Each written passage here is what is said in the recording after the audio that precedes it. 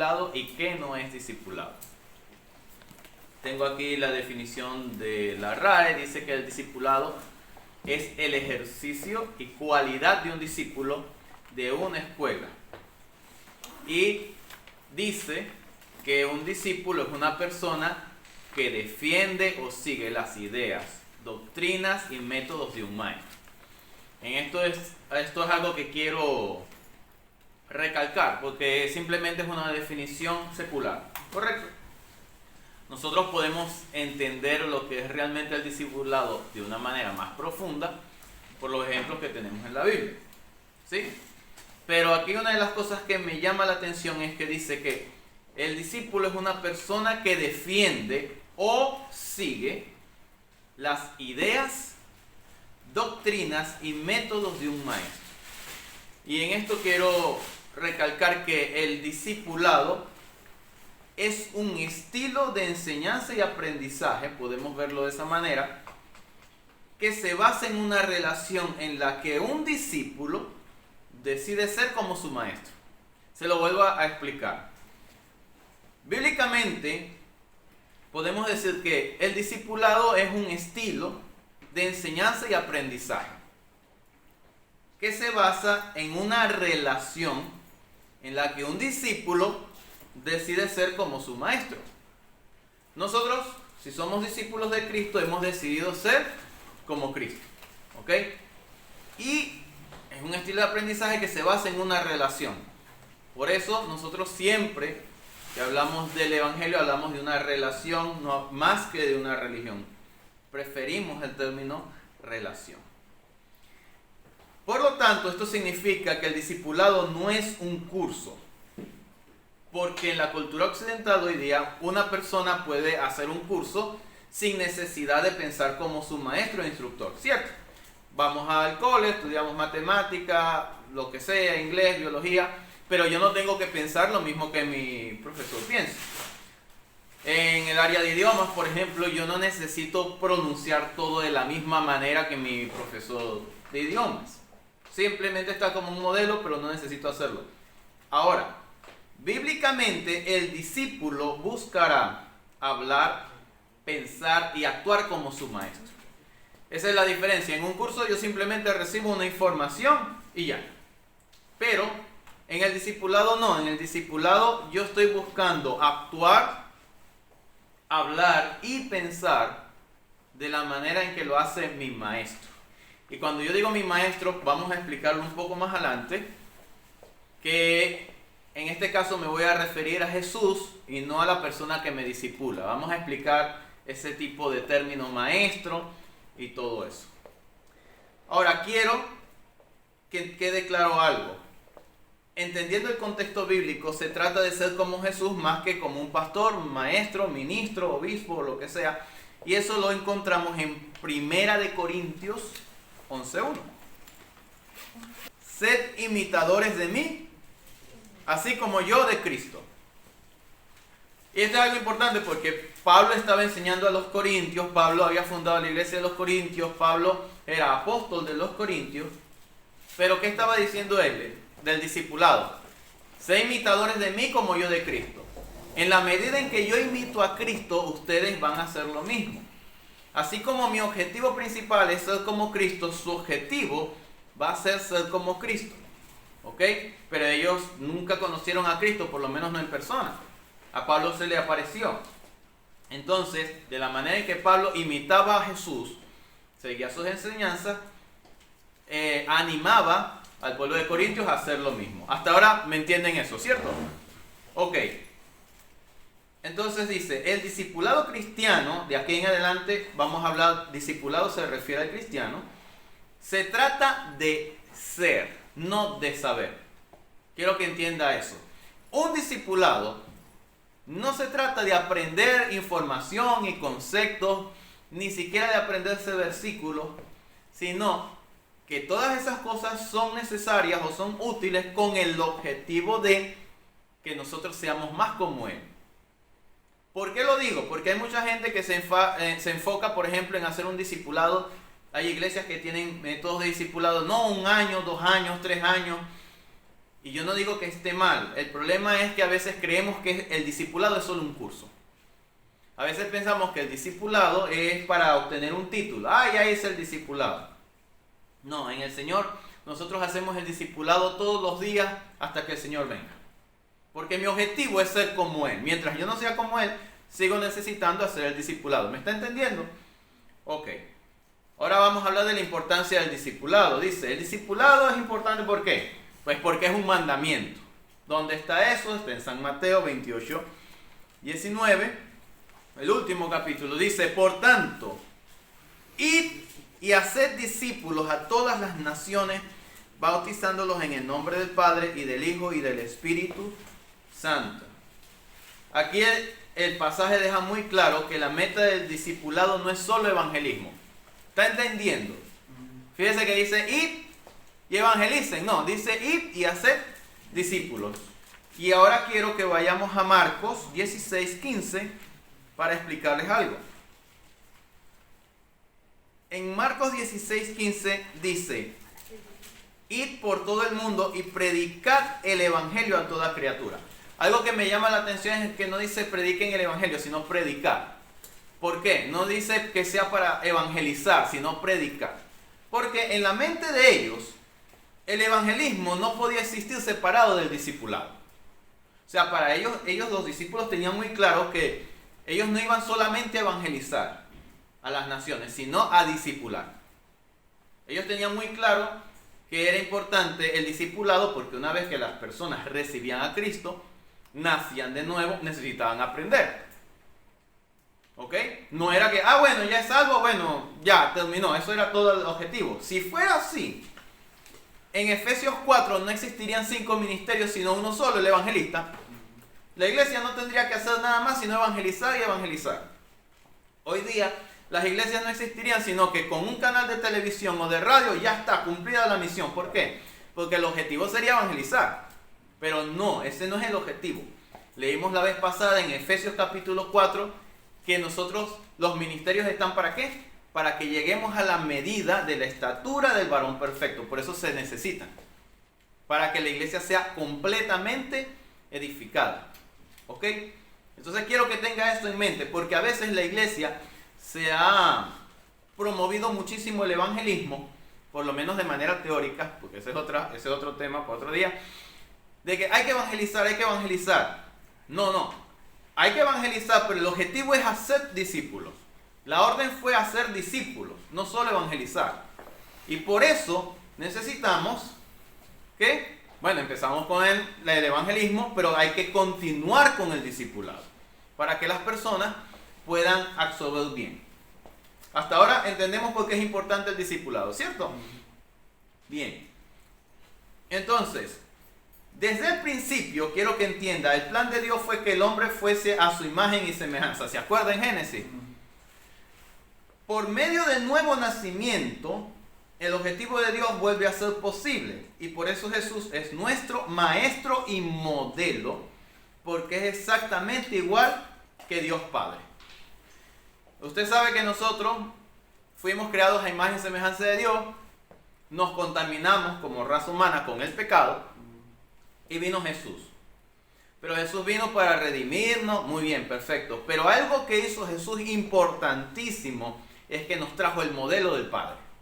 Eso lo leímos la vez pasada, pero quiero que lo volvamos a leer. Está en San Juan 14, 8. Felipe le dijo, Señor, muéstranos el Padre y nos basta. Jesús le dijo, ¿tanto tiempo hace que estoy con vosotros y no me has conocido, Felipe? El que me ha visto a mí, ha visto al Padre. ¿Cómo pues dices tú, muéstranos al Padre? La respuesta de Jesús es, ¿de qué me estás hablando, Felipe? Si tú me ves a mí, estás viendo al Padre. Yo soy exactamente igual al Padre. Todo lo que el Padre hace, eso hago yo. Amén. Lo que Él me dice que diga, eso digo. Entonces, Jesús no solamente vino a salvarnos, sino a mostrarnos cómo es el Padre para que nosotros seamos como Él. El objetivo desde el principio, que el hombre fuera como Dios, Jesús lo restauró. Y por eso es importante el discipulado, porque nosotros a través del discipulado buscamos parecernos cada vez más a Jesús. ¿Me entiende? Pero hay otro versículo que quiero que leamos en mismo Juan, capítulo 10. Juan 10, del 30 al 38. Yo y el Padre uno somos. Entonces los judíos volvieron a tomar piedras para apedrearle. ¿Ustedes entienden por qué? Que para ellos era una blasfemia lo que Jesús había dicho. Jesús estaba diciendo, él y yo uno somos uno, él mismo. Entonces dice, Jesús les respondió, versículo 32, muchas buenas obras os he mostrado de mi Padre, ¿por cuál de ellas me apedreáis? Le respondieron los judíos diciendo, por buena obra no te apedreamos, sino por la blasfemia, porque tú siendo hombre te haces Dios. Jesús les respondió, ¿no está escrito en vuestra ley, yo dije, dioses sois? Si llamó dioses a aquellos a quienes vino la palabra de Dios, y la escritura no puede ser quebrantada, al que el Padre santificó y envió al mundo, vosotros decís, tú blasfemas porque dije, hijo de Dios soy. Si no hago las obras de mi Padre, no me creáis. Mas si las hago, aunque no me creáis a mí, creed a las obras para que conozcáis y creáis que el Padre está en mí y yo en el Padre. Amén. Dice, procuraron otra vez prenderle, pero él se escapó de sus manos. Entendemos porque no era el tiempo de Jesús y Jesús no iba a morir apedreado, sino en una cruz, ¿cierto? Pero algo que quiero que quede claro, Jesús no dio a entender, no simuló, no, él dijo que él era uno con Dios, que ellos dos eran uno solo. Entonces Jesús es la imagen del Padre y a través de Jesús nosotros podemos ser como el Padre. ¿Me está entendiendo? Ese es el objetivo del discipulado. Ahora, necesitamos actualizar las cosas hoy día. Es decir, Jesús eligió, usted sabe, a 12 apóstoles, les enseñó a estos mucho más que a los demás, aunque hubo unos 70 u otros discípulos, no eran solamente 12. ¿Y qué sucede? Bueno, que la iglesia crece, se mueren los apóstoles y ahora ¿qué queda? Hay que pensar en eso, ¿no? ¿Por qué? Porque los apóstoles, ellos que vivieron con Jesús, aprendieron con Jesús, ellos te podían decir exactamente, de manera clara y precisa, cómo era Jesús. Hay muchas cosas, dice el Evangelio de Juan, que no se pudieron escribir porque dice que no cabrían en el mundo, ¿no? De lo que hizo Jesús. Entonces, ¿qué sucede? Que nosotros hoy día no tenemos acceso porque no está San Pedro, ni San Juan, ni San Pablo, ¿verdad? Para preguntarle cómo era. Pero sí tenemos la palabra de Dios. Por eso, amén, la vez pasada hablábamos de que la palabra de Dios es la máxima autoridad. ¿Correcto? Ok. Ahora, ¿el discipulado por eso debe detenerse? No. Fíjese, no estamos en el siglo I y por esa razón no le debemos obediencia absoluta a ningún pastor, apóstol u obispo, sino a la palabra de Dios. Es decir, puedo seguir a mi líder en todo aquello que refleja a Cristo. Y aquí no estoy llamando a sedición ni a rebelía, ¿no? Pero quiero que entienda que esto lo estoy diciendo principalmente porque ha habido muchos abusos de personas que dicen yo soy pastor o yo soy apóstol o yo soy obispo y aquí se dice se hace lo que yo digo y punto, se acabó porque yo soy la autoridad. No. Nosotros aprendimos la vez pasada que la autoridad es la palabra de Dios. Amén. Pero entonces, ¿hasta qué punto está el discipulado? ¿Hasta qué punto yo debo parecerme a mi pastor? ¿Sí? Y ahí es donde quiero entrar. Vamos a 1 Corintios 4:14. Vamos a leer del 14 al 17. Dice, no escribo esto para avergonzaros, sino para amonestaros como a hijos míos amados. Porque aunque tengáis 10,000 años en Cristo, no tendréis muchos padres, pues en Cristo Jesús yo os engendré por medio del Evangelio. Por tanto os ruego que me imitéis. Hasta ahora preste atención. Eso de ayos, por si no sabe qué son ayos, los ayos eran los que criaban a los niños, los ricos, ¿no? Ellos no tenían tiempo para criar a los hijos, entonces le pagaban a alguien o tenían un esclavo que los criaba. ¿Ya? Entonces eso es el ayo. Los pastores, los ministros, hoy día son como los ayos, que nos dicen, mira, como yo conozco cómo es el Señor, porque tengo tiempo en esto, el Señor es así, las cosas se hacen de esta manera y nos orientan. ¿Sí? Pero aunque tengáis 10.000 años, 10.000 años, perdón, ¿qué dice? No tendréis muchos padres porque yo os engendré. Es decir, al final el que les trajo el evangelio fui yo. Por eso él mismo dice, en la misma carta, leímos al principio, sé imitadores de mí como yo de Cristo. Pero no termina ahí. Seguimos leyendo. Versículo 16. Por tanto, os ruego que me imitéis. Lo mismo que leímos en el 11. Dice, por esto mismo os he enviado a Timoteo, que es mi hijo amado y fiel en el Señor, el cual os recordará mi proceder en Cristo de la manera que enseño en todas partes y en todas las iglesias. ¿Sabe qué me gusta de este pasaje? Que me permite enseñar que Pablo no se aferraba solamente a él. Decía, no es que Pablo quería enseñorearse de Corintios. Él quería que la iglesia de Corintios fuera como Cristo. Entonces él dice, mientras yo no puedo estar ahí porque no puedo estar en todas partes, les envío una copia exacta mía que es Timoteo. ¿Me está entendiendo? Fíjese lo que dice, me gusta, y lo leo otra vez, de Timoteo. Dice que es mi hijo amado y fiel en el Señor. ¿Y qué iba a ser? El cual os recordará mi proceder en Cristo, de la manera que enseño en todas partes y en todas las iglesias. O sea, Timoteo era una persona avalada y capacitada para poder enseñar. ¿Por qué? Porque Timoteo sí había sido discipulado por Pablo. Él entendía cómo Pablo veía a Cristo y de esa manera enseñaba. De la misma manera hacemos hoy día en las iglesias. Se supone que todo pastor, todo maestro debe reflejar a Cristo. Y por eso, insisto otra vez, la autoridad máxima es la Biblia. Porque ¿quién me permite a mí saber cuándo un pastor está haciendo algo a la manera de Cristo o cuándo no? Pues por la palabra de Dios y por el Espíritu Santo. Esas son las guías que me permiten a mí saber hasta qué punto absorbo de una persona o no. Con respecto a los ayos, les digo algo. Yo, por ejemplo, he sido discipulado y eso pasa en todos. Uno es discipulado mayormente por una persona. Uno absorbe más de una persona. Pero eso tampoco es limitante. Yo puedo aprender mucho de una persona y de otra también en el Señor. Entonces, lo que uno sanamente busca es una persona, la persona que más se parezca al Señor. De ahí uno se agarra para aprender. Porque uno quiere crecer. ¿Ve? Entonces, por eso es muy importante. Por eso es que cuando yo veo a un pastor, por ejemplo, lo que yo más miro en un pastor es cuánto ha sufrido. ¿Por qué? Porque los pastores son personas que generalmente sacrifican mucho. Y de ahí uno aprende mucho del carácter de Cristo. Cristo no pensaba en él pensaba siempre en la voluntad del Padre. ¿Me entiendes?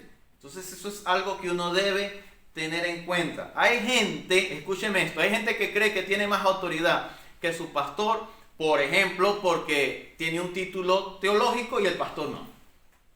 O porque cree que sabe más de la Biblia que el pastor, o lo que sea. Eso no le da autoridad sobre el pastor. No sé si lo sabía. Porque leímos en Efesios 4 que ¿quién es el que llama a los ministros? Jesús. Jesús les da la autoridad. ¿Y cómo puedo ver yo esa autoridad? Pues por los frutos. Jesús dijo, por los frutos los conoceré. Entonces, el que es maestro, ¿qué va a dar? Fruto de maestro. El que es pastor da fruto de pastor. El que es evangelista y así sucesivamente. Entonces, uno en el espíritu no puede saber eso. Pero hay gente que no piensa así. Hay gente que piensa de una manera más, ¿cómo decirlo? Occidental o más griega, en el sentido de que no, es el que sabe más. O es que el pastor no ha estudiado hebreo, como si fuera un requisito. Y así por encima, entonces menosprecian a la persona que Dios tiene ahí. Y no se trata de eso, se trata de quién, o sea, esa persona fue puesta por Dios y cómo refleja a Cristo. Voy a absorber todo lo que esa persona refleja a Cristo, lo voy a tomar. ¿Me está entendiendo? Amén. Bien. Entonces ahora vamos a hablar de esto, las fases del discipulado. Esto lo aprendí de John Bedford, un ministro de Dios que partió con el Señor en el 2013. Y era un hombre extraordinario porque tenía una unción tan especial que él con leer la Biblia tú le entendías. ¿Sí? Y eso no lo tiene cualquiera. Entonces él nos enseñó, una sola vez que fue a Venezuela nos enseñó algo. El discipulado tiene 3 fases y son: ven y ve, número 1. Ven y ve. Número 2, ven y hazlo conmigo. Y número 3, ve y hazlo tú. ¿Ok? Se lo repito otra vez. Ven y ve. Ven y hazlo conmigo. Ve y hazlo tú. Ahora vamos con la base bíblica. Que todo lo que estamos enseñando tiene que tener base. Entonces vamos. Ven y ve está en San Juan, capítulo 1, del 39 al 51. Bueno, podemos leerlo del 38. Dice, volviéndose Jesús y viendo que le seguían, les dijo, ¿qué buscáis?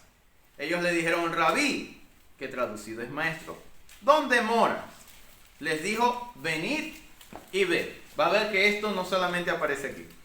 Fueron y vieron dónde moraba y se quedaron con él aquel día porque era como la hora 10. Versículo 40, Andrés, hermano de Simón Pedro, era uno de los dos que habían oído a Juan y habían seguido a Jesús. Este halló primero a su hermano Simón y le dijo, hemos hallado al Mesías, que traducido es el Cristo, y le trajo a Jesús, y mirándole Jesús dijo, tú eres Simón, hijo de Jonás, tú serás llamado Cefas. Esa es otra de las cosas, el Señor te da identidad cuando entras al discipulado. Vamos a seguir leyendo. El siguiente día quiso Jesús ir a Galilea y halló a Felipe y le dijo, sígueme. Y Felipe era de Betsaida, la ciudad de Andrés y de Pedro. Felipe halló a Natanael y le dijo, hemos hallado a aquel de quien escribió Moisés en la ley, así como los profetas, a Jesús, el hijo de José de Nazaret. Natanael le dijo, ¿de Nazaret puede salir algo bueno? Le dijo Felipe, ¿qué le dijo? Ven y ve. Fíjate cómo fue el discipulado de rápido, aprendió. Lo mismo que dijo el maestro, eso dijo. Cuando Jesús vio a Natanael que se le acercaba, dijo de él, he aquí un verdadero israelita en quien no hay engaño. Le dijo Natanael, ¿de dónde me conoces? Respondió Jesús y le dijo, antes que Felipe te llamara, cuando estabas debajo de la higuera, te vi. Respondió Natanael y dijo, Rabí, tú eres el Hijo de Dios, tú eres el Rey de Israel. Respondió Jesús y le dijo, porque te di debajo de la higuera, ¿crees? Cosas mayores que esta verás. Y le dijo, de cierto os digo, de aquí en adelante, ¿qué? Veréis el cielo abierto y a los ángeles de Dios que suben y descienden sobre el Hijo del Hombre. La primera fase del discipulado es ven y ve. Tú consigues la persona que te va a discipular, estás ahí, te acercas y ves cómo hace las cosas. ¿Me entiendes? Esa es la primera fase del discipulado. Yo vengo y veo. Pero eso no es todo. Tenemos la segunda parte, ven y hazlo conmigo. Aquí no voy a leer los versículos porque nos vamos a tardar muchísimo, pero traje algunos ejemplos y les voy a dar las citas para que lo anoten. La primera cita es San Mateo 17, versículo 14 al 21. Mateo 17, 14 al 21. ¿Cuál es este caso? Bueno, este es el caso donde los discípulos estaban reprendiendo a un demonio y no pudieron sacarlo. ¿Ok? Entonces Jesús tuvo que venir e intervenir y hacerlo. Y después los discípulos le preguntan, maestro, ¿por qué nosotros no pudimos? Entonces Jesús explica, bueno, lo que pasa es que este género no sale sino con oración y ayuno. Perdón, antes de eso les dice, por vuestra poca fe, ¿no? Vamos a leerlo, esa parte solamente, Mateo 17, 14 al 21. En el 20 dice, Jesús les dijo, por vuestra poca fe. ¿Por qué no pudieron? Por vuestra poca fe. Y le digo, de todas maneras les explico que este género no sale con oración y ayuno, que en el original dice solamente con oración, pero ese no es el tema tampoco. El punto es, lo que quiero resaltar, los discípulos ya sabían reprender y echar fuera demonios porque Jesús ya se lo había enseñado. Ellos lo hicieron, pero no les funcionó. ¿Qué están haciendo ahí? Están haciendo junto con Cristo lo que tienen que hacer. Ya no es solamente ven y ve. Ahí tiene que ver el hazlo conmigo. Así como yo reprendo, tú vas a reprender. Así como yo sano, tú vas a sanar. Así como yo bautizo, vas a bautizar. Dice que los discípulos bautizaban. ¿Sí? Entonces, había una gran cantidad de cosas donde Jesús enseñaba con el ejemplo. Quiero que tomen en cuenta, no está aquí, pero por ejemplo, cuando Jesús iba caminando, los discípulos tienen hambre y comen. ¡Ey, no, es sábado, no puede! De una vez Jesús le dice, no, claro que sí pueden. ¿Me entiendes? Jesús les enseñaba con el ejemplo. Jesús sanaba en sábado. ¿Por qué tus discípulos no se lavan las manos? Bueno, entonces Jesús siempre, ellos estaban ahí pendientes de Jesús cómo hacía las cosas. ¿Sí? Otro caso está en San Juan 6, del 1 al 6. ¿Cuál es este caso? La alimentación de los 5,000.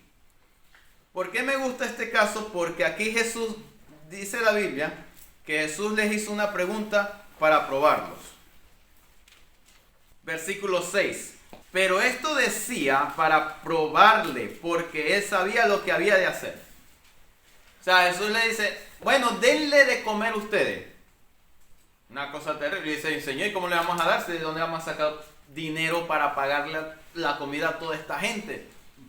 Porque dice que eran 5,000, pero sabemos que eran más porque solo contaban los hombres. 5,000 hombres, imagínate, sin mujeres y niños. Una cantidad impresionante. Jesús ya sabía qué hacer. Pero ¿por qué no lo hizo? Porque su objetivo no era solamente la multitud, era seguir el discipulado. Entonces él decía, a ver, Felipe, ¿qué harías tú? Uy, Dios, güey, no sé, mira, ¿vas a pagar todo esto? ¿Ok? Jesús lo hizo para probarle a Felipe, ¿ya? ¿Saben que hay 2 veces en las que Jesús multiplica el alimento, por lo menos registrado, ¿no? O sea, no fue una sola vez que ocurrió esto. Entonces quiero que tenga eso en cuenta. Jesús hacía las cosas, pero hacía que ellos estuvieran con él. ¿Quién repartió la comida? ¿Jesús o los discípulos? ¿Se da cuenta cómo Jesús siempre enseñaba con el ejemplo? Por eso está, ven y ve, y también está, ve y hazlo conmigo. Tenemos también San Mateo capítulo 10 y San Lucas capítulo 10. ¿De qué hablan estos pasajes? Que son por cierto el mismo, o sea, 10 y 10, ¿no? Mateo y Lucas. ¿De qué hablan? En Mateo 10 encontramos cuando Jesús manda a los discípulos, que los nombra apóstoles, a los 12 y los envía.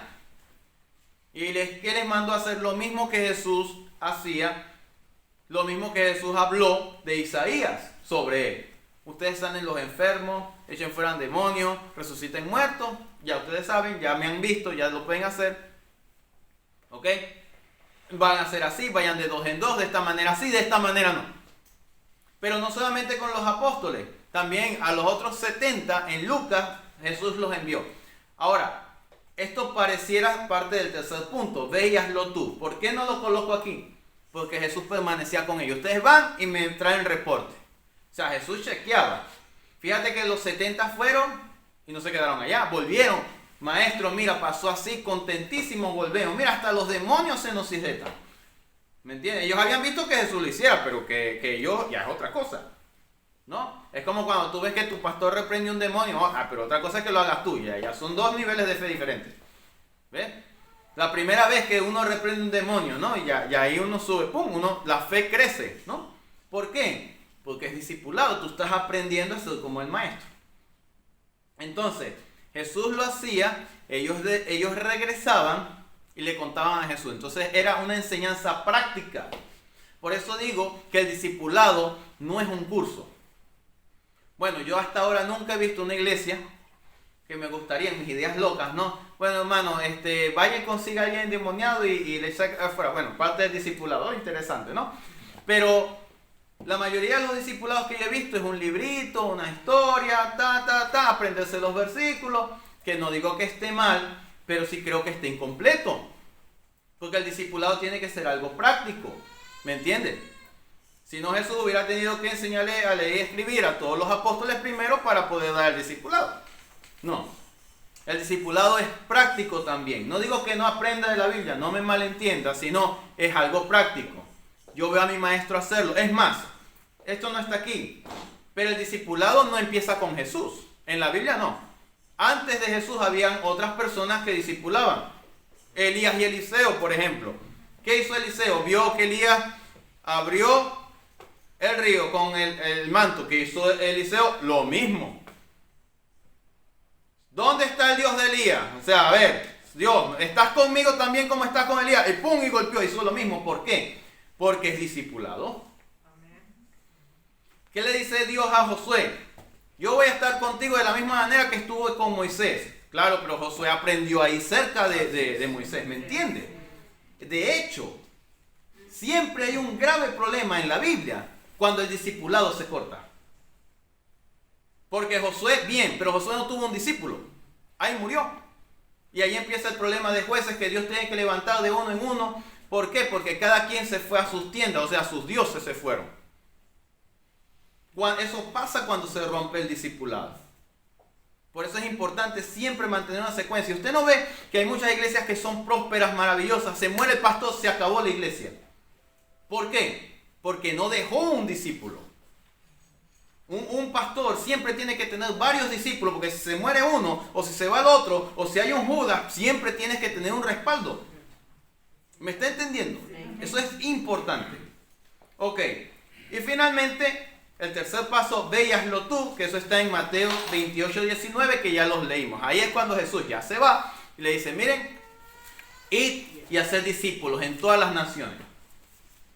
Ya es como que podemos decir se graduaron, pero igual ellos seguían aprendiendo porque el Señor les seguía enseñando, cosa que vemos en Hechos. Fíjate que Pedro era Pedro y tuvo que aprender. Mira, los gentiles también se salvan. Yo no debería estar aquí con Cornelio y toda esta gente, pero el Señor me enseñó hace un ratico que sí. ¿Me entiendes? Pedro seguía siendo enseñado por el Señor. Y así pasa con nosotros. Esto es algo extraordinario. Seguimos aprendiendo. Bien. Ahora quiero hablar de las características del discipulado. Las características que sí tiene y las características que no tiene un discipulado. Primero, característica número 1, el discipulado es voluntario, no es forzado. Vamos a... Bueno, para esta parte quiero que anote discipulado voluntario, San Mateo 4, 19 y San Mateo 16, 24. ¿Ok? Dice, venid en pos de mí y os haré pescadores de hombres. ¿Qué les dijo? Venid. O sea, si tú quieres, ¿no? Venid. Ahora, ¿qué pasa en el 16:24?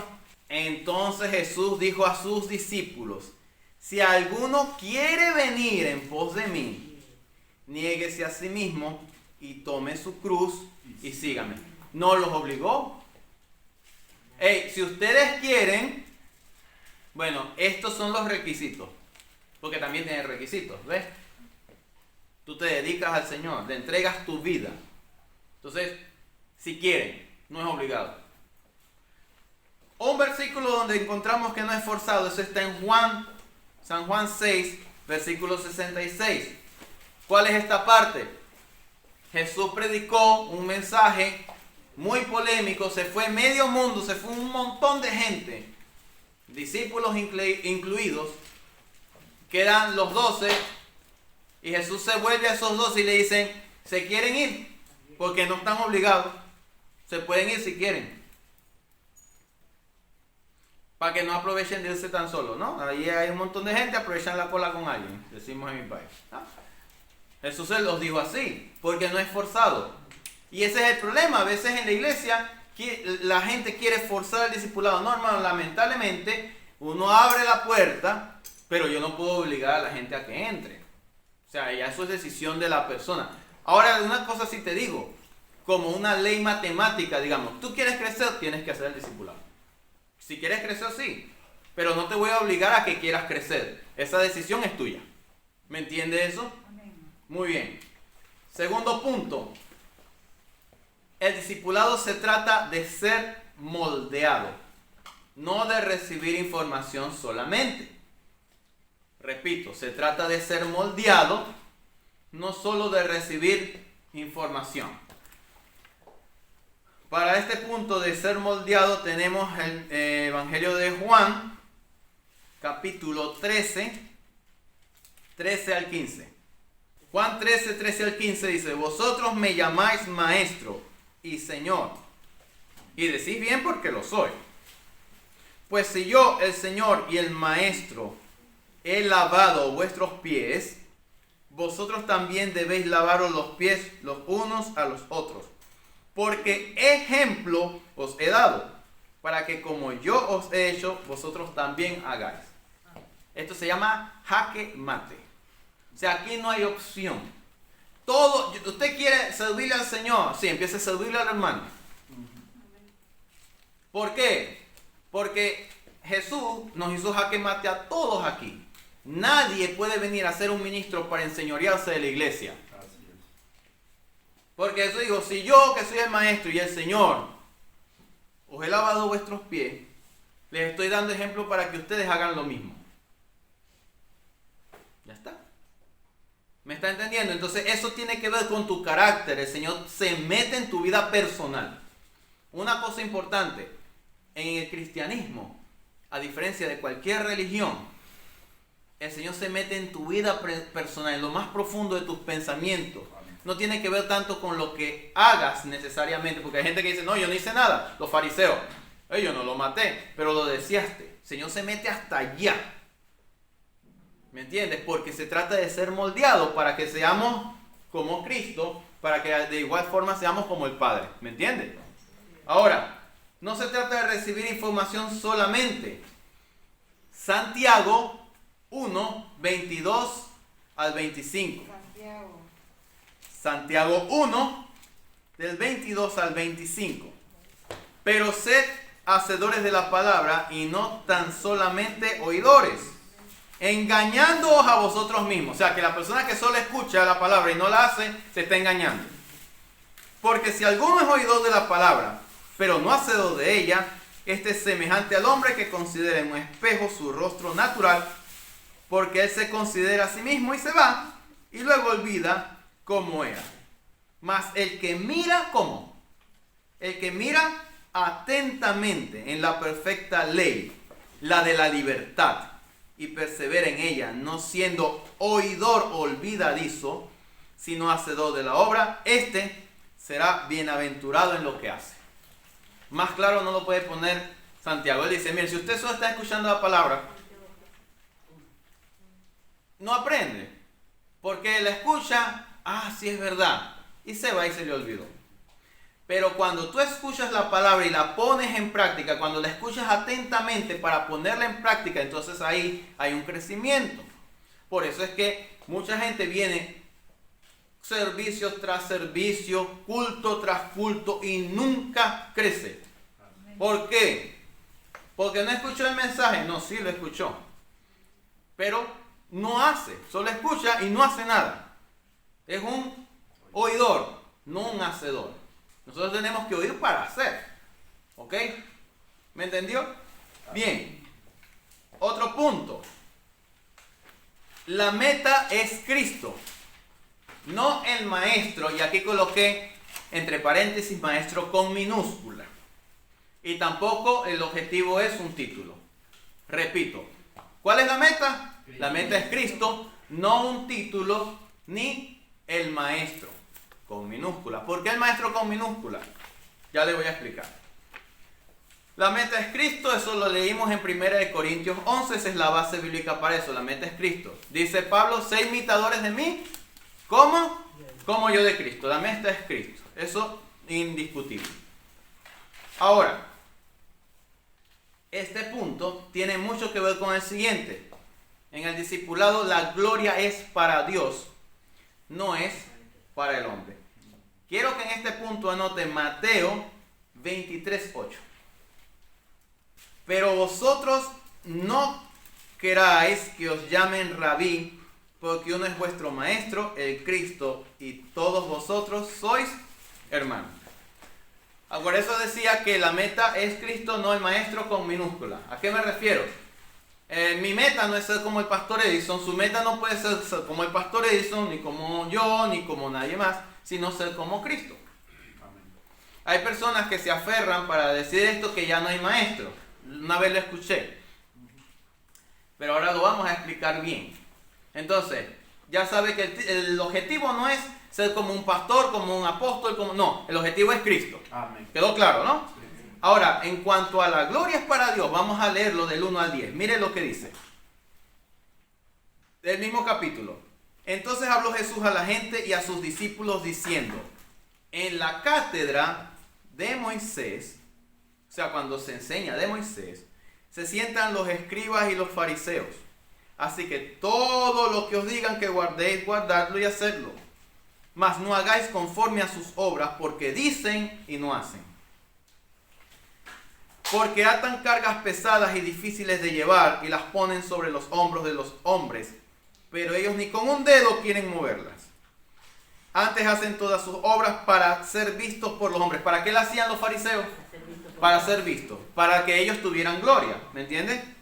Dice: pues ensanchan sus filasterias y extienden los flecos de sus mantos, todo lo que es externo, la vestimenta, todo eso. Y aman los primeros asientos en las cenas y las primeras sillas en las sinagogas y las salutaciones en las plazas. ¿Y qué? Y que los hombres los llamen rabí, rabí. Eso es aquí en el contexto que estamos hablando. Está hablando de que ellos buscaban esa honra de maestro. ¿Ya? Pero vosotros no queráis que os llamen rabí, porque uno es vuestro maestro, el Cristo, y todos vosotros sois hermanos. Y no llaméis Padre vuestro a nadie en la tierra, porque uno es vuestro Padre, el que está en los cielos. Ni seáis llamados maestros, porque uno es vuestro maestro, el Cristo. El que es mayor de vosotros sea vuestro siervo. Fíjense lo que está diciendo Jesús. En el contexto de que Jesús habla aquí, está diciendo: maestro es Cristo. Punto y fin. Esa es la meta. No, porque hay gente que siente como una honra, como un fresquito, cuando le dicen pastor, o cuando le dicen maestro, cuando le dicen profeta, o apóstol, o lo que sea. Un ministro del Señor le importa más hacer la función y el llamado que el Señor le mandó que el título. Porque al final, todos sabemos la realidad detrás de todo eso, de que el servicio al Señor tampoco es un jardín de rosas, para decirlo de la manera más bella y colorida posible. ¿Me entiendes? Entonces uno dice: a mí qué me importa que me llamen pastor y que me honren. No, es que a mí lo que me interesa es que me hagan caso para que sean salvos. ¿Me está entendiendo? A mí lo que me interesa es que me dejen edificar. Porque ¿qué hago yo con que me llamen pastor? Y al final no me sirve. Entonces cuando dice aquí la palabra maestro, es porque ese era el objetivo de los fariseos. Eso es lo que Jesús está enseñando. El objetivo de ellos era: me dijeron maestro, ya, se logró el objetivo. Pero en el Señor es al revés. En el Señor, un pastor, un maestro, un profeta, el ministro que sea, siempre va a buscar traer honra a Cristo. Traer honra a Cristo. Porque sabe que ese es el modelo. Vamos a leer para que entienda que la gloria es para Dios. En Juan capítulo 8, 49 y 50. Respondió Jesús: yo no tengo demonio, antes honro ¿a quién? A mi Padre. A mi Padre. Y vosotros me deshonráis. Pero, y dice Jesús, pero yo no busco mi gloria. Hay quien la busca y juzga, pero yo no estoy buscando eso. Ahora, ¿qué hace el Padre? Vamos a leer en Hebreos 5:5. Hebreos capítulo 5, versículo 5 dice: así tampoco Cristo, ¿qué? Se glorificó a sí mismo. Jesús no buscó su gloria. O sea, es súper fuerte. Por eso es que como ministro, a mí no me gusta hablar de la honra al ministro, porque es como un poco glorificarse. ¿Sí? ¿Para qué lo vamos a decir? ¿Para qué lo vamos a tapar? Sí. A veces hay casos extremos en los que tú tienes que hacer lo que hizo Pablo en Corintios y hablar de su ministerio y decir: aquí el apóstol que lo enseñó fui yo. Pero es como el último recurso. ¿Por qué?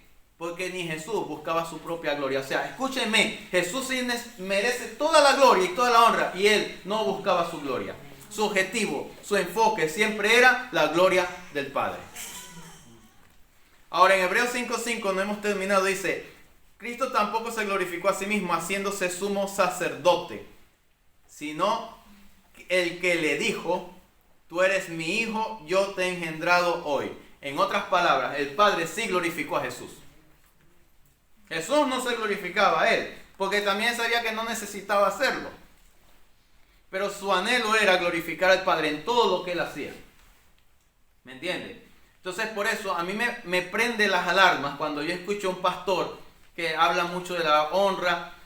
Se tiene que enseñar porque todo se tiene que enseñar. Pero cuando tú escuchas que ese es el tema de esta persona, ¡pum!, se me prende el bombillo rojo. ¿Sabe? Hay pastores que le exigen a la gente que los llame padre. Yo no estoy de acuerdo con eso. Cuidado con eso, porque muchas veces cuando eso pasa, hay una manipulación terrible en la iglesia. Y la Biblia enseña que el pastor no se debe enseñorear de la grey con dureza. Por eso es que el discipulado es voluntario. Mira, hermano, si usted quiere echar problema y echar broma aquí, hermano, mejor váyase. Así por las buenas.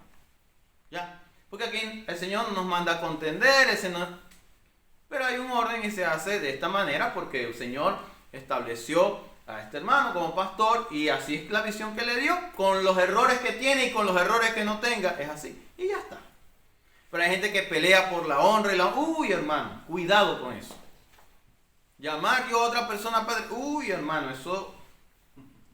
No me malentienda. A mí no se me ha revelado así. ¿Por qué lo digo? De repente si te nace a ti y la otra persona lo acepta, pues ahí yo no me meto, no me parece mal.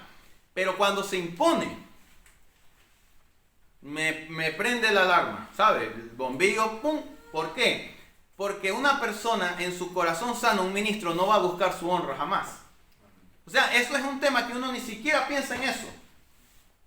Uno no piensa en eso, uno piensa en que el Señor sea glorificado. En hacer, uno está tan ocupado de hacer lo que el Señor le mandó que uno se olvida de lo demás. ¿Me entiende eso? Entonces, si usted de repente vino con la idea de que va a ser un discipulado para algún día ser pastor, Dios quiera que usted le sirva al Señor, vaya desprendiéndose de la honra. ¿Sí? Vaya, olvídate. Despréndase de eso. Porque le va a tocar lavar muchos pies. Muchos pies. Porque cuando uno quiere ser el primero, el Señor lo pone de último, dice la Biblia. Lo leímos ahorita. Ok. Y para finalizar, el discipulado puede ser formal o informal. ¿A qué me refiero con esto? El discipulado o las clases como tal de discipulado se pueden organizar de una forma formal o simplemente puede ser por medio de la observación, de la imitación y el compromiso. Hay dos formas. Por ejemplo, ahorita tenemos un discipulado formal, ¿cierto? Se estableció una hora, se estableció un lugar, se estableció un orden, etc. Pero hay iglesias donde no hay esto. ¿Significa que están mal? No. Aún así, si una persona está en una iglesia donde no hay un discipulado, se puede hacer un discípulo. ¿Por qué? Porque Moisés no tenía un discipulado formal, pero Josué estaba ahí. Todo hombre de Dios ha sido discipulado, de manera formal o informal. Y enfatizo, esto no tiene que ver con hacer licenciatura, máster, doctor en teología, no. Tiene que ver con que si yo tengo un corazón sano y yo quiero ser como Cristo, todo lo que me huela a Cristo, todo lo que me parezca, ahí voy a estar y voy a aprender. ¿Me entiende? ¿Por qué se necesita el ven y ve? Porque yo necesito estar cerca para yo poder ver lo que hace mi pastor, cómo lo hace y aprender. ¿Me entiende? Para eso está el maestro. Entonces yo veo, oye, por ejemplo, hubo un problema legal y el pastor tenía todo el derecho a demandar a la otra persona, pero no lo hizo. Entonces yo me pregunto por qué. Y luego yo le pregunto, pastor, ¿por qué usted hizo eso? Entonces, estoy poniendo un ejemplo, ¿no? Entonces dice de repente, bueno, es que no sentía paz demandando a esa persona. Entonces yo aprendo y digo, mira, esto no lo dio el pastor en el discipulado, pero estoy viendo que el pastor decidió ser compasivo.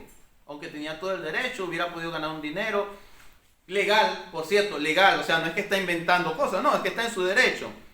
Igual que Pablo tenía todo el derecho de decir, yo soy ciudadano romano, ahora esta gente me comparece y le meto una contrademanda porque me golpearon sin juicio. Y soy ciudadano romano. Sacó el pasaporte europeo, Pablo, ¿no? Pero Pablo dejó eso así. Entonces hay ciertas cosas en la vida que a veces no están tan claras y uno las aprende porque el Espíritu te las ministra o tú lo ves en el carácter del otro. Cuando tú ves que un pastor viene y perdona a la inversa, o sea, el pastor fue al que ofendieron y él va y perdona, o incluso peor, pide perdón. Uno se queda así viendo eso y dice, ¿pero por qué? Y uno aprende, porque uno también le pregunta al Señor. Uno le pregunta al pastor, pero le pregunta al Señor, ¿no? Y de esa manera uno va aprendiendo. Por ejemplo, yo no quería decir esto, pero lo voy a decir. ¿Usted no ha visto que el pastor cuando ora a veces, y no me malentienda, le da un golpe al piso con el pie? ¿Por qué hace eso? ¿Usted nunca ha pensado en eso? Yo sí. ¿Por qué lo hace? Porque hay más poder, en cierta forma. ¿Qué le quiero decir con eso?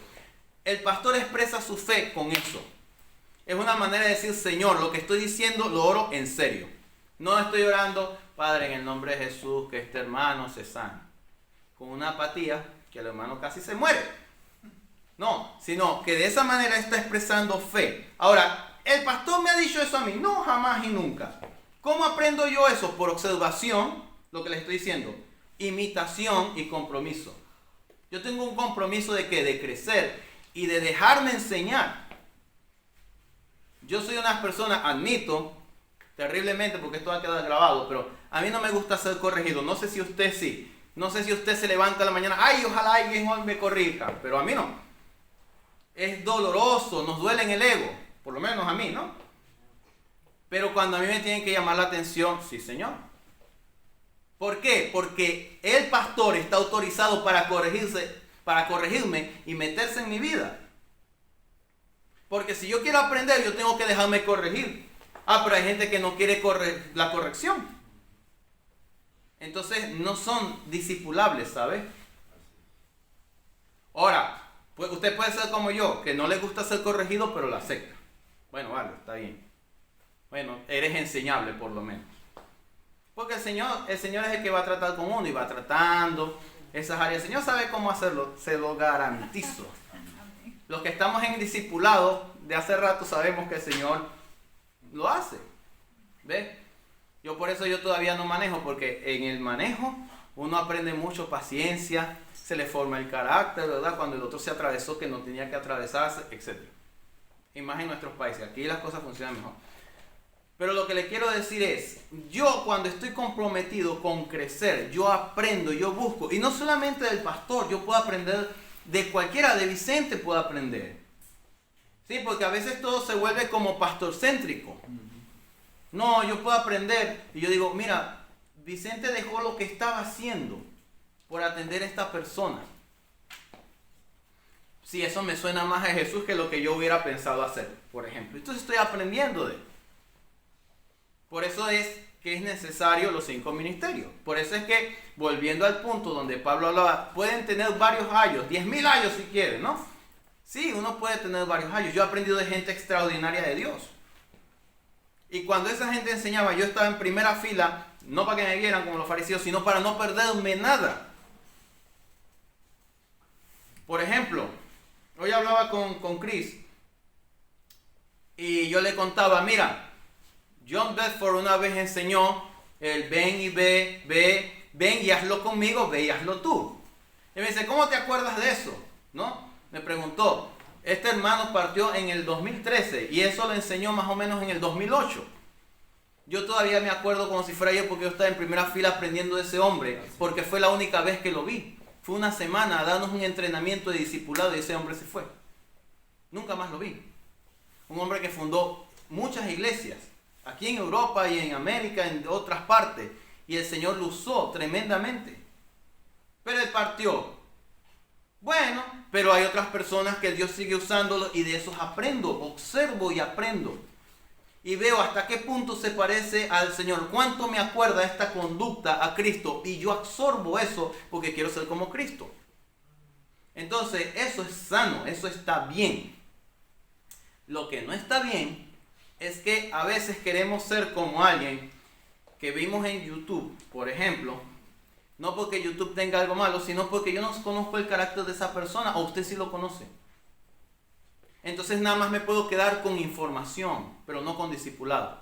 Oye, predicó algo muy bueno. Mira, enseñó, no sé, escatología, por decir algo. Oye, qué interesante, nunca lo había visto de esta manera. Muy bien.